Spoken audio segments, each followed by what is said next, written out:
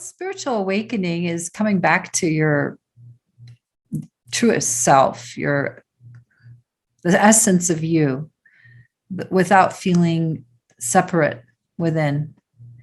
So it's kind of like maybe everybody has a little memory inside of what it felt like when they were little, and they just felt like they were planted in themselves, even if things weren't perfect in their lives or with their parents or whatever. They didn't feel confused about who they were, you know. And at some point in our journey as children, that starts to fade, and we start to feel this kind of layer come over us of feeling inauthentic, or the personality starts to take over too much, and we start to lose touch with the essence of ourselves, the self-connection.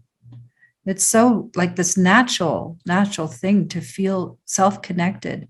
Then that starts to ebb. And it's kind of sad to see that happen, but it does seem to happen. And spiritual practices and the spiritual journey has been created for thousands of years to help people come back to reclaim that. I call it living your birthright, reclaiming your birthright, the birthright to be solid and stable and feel your wholeness. So you're not feeling this kind of angst of like wondering, who am I? What am I really? Or do I even know what I am? Why am I here? These are the questions that can help us come back home, but they arise out of feeling separate from life. So spiritual awakening helps us reclaim this inner sovereignty, ourselves, and feel one with our bodies, one with our hearts, one with our souls, and so that when you're looking out of your eyes and you feel like you're here and you're able to not lose yourself in self-forgetting, and so spiritual practices, different kinds of spiritual practices, the ones that are good, should be simple, and they should be pointing you back to yourself, so that we pull back this outward leaning attention in the world of losing ourselves in, as if we're going to feel better and find ourselves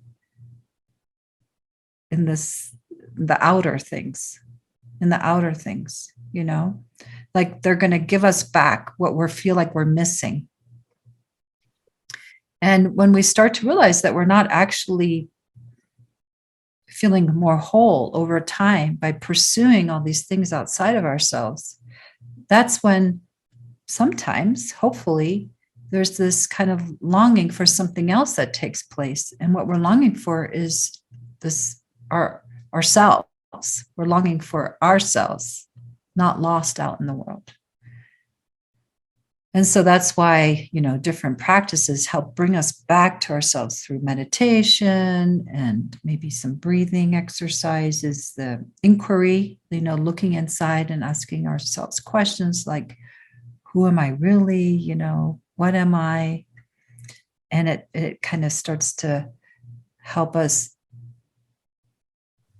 disidentify with the outer world. Not that the outer world is bad, because it isn't. But it isn't where we're going to find what we're looking for ultimately, which is to feel that self-connection again. So spirituality really is a journey of reconnecting with your authentic self, the self of you that is still here. It hasn't gone anywhere. It's just waiting. It's just waiting for you to be quiet enough, and to calm down the outer impulses of leaning forward and self-forgetting, and get quiet enough. And then this little voice that is so easy to cover over, which is the voice of our being. It just says, I'm right here. I've never gone anywhere. And can you stop long enough and be still long enough to rest here and stay, and then learn how over time to stay? Because we can fall in love with our being, this being here. Like over time, it's when you start to get a taste of it, of presence, of being, of whatever words you want to call your heart, yeah, your natural self, whatever it is, your authentic self. When you start to get more and more of a taste of it, you don't want to leave yourself anymore.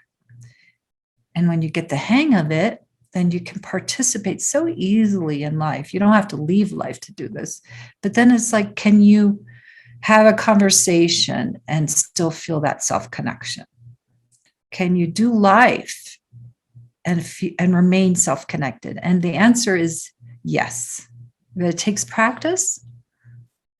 So awakening is when that's established, as you get the taste of what's waiting there for you, that's still whole. And then you learn how to remain there through your devotion, through your attention. We get what we put attention on in this case. If we put attention outside of ourselves, we're going to get lost in the world. If you put attention on the inside, you're going to get this, what you love. And it grows. What you love grows. And then it flowers. And that's what awakening is, like a flowering of you now in this mature time of your life, not as a child, when you were innocent, before it was lost, but now as a mature adult, you get to say, and this is what I want, and I am here, and I am that. I'm one with nature. I'm one with this tree, I'm made of this stuff, And then it's a journey. I could go on and on about this, but then it's a journey, like how awakening deepens and grows, to where the heart knows that it's one with everything. And the mind has its own illumination, where the busyness of mind rests.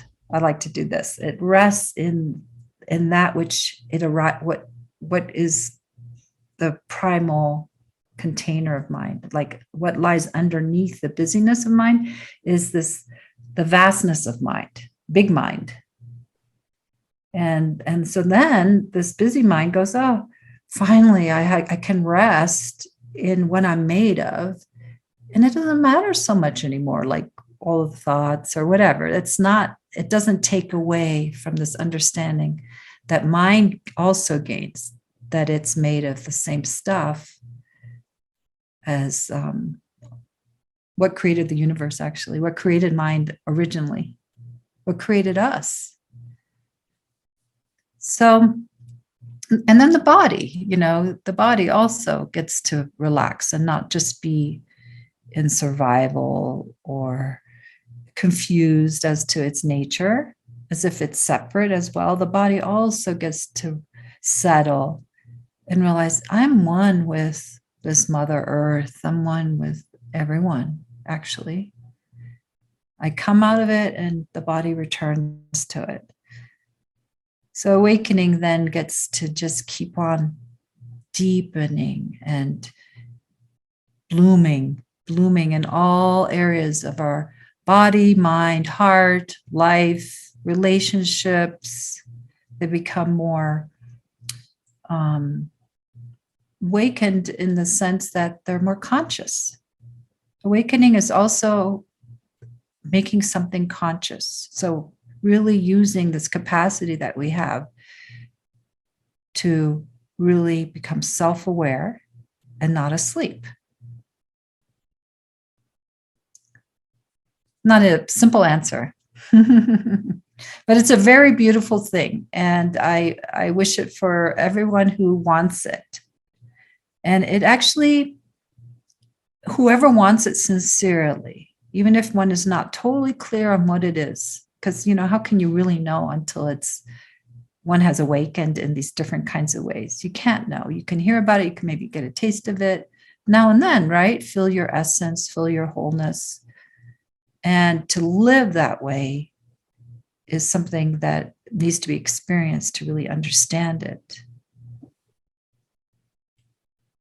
But it's really, in the end, I think it's evolutionary. Everybody's meant to in the end,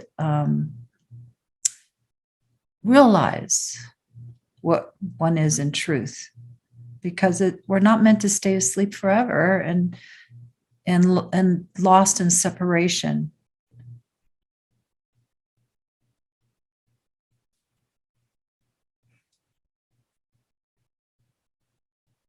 Yeah.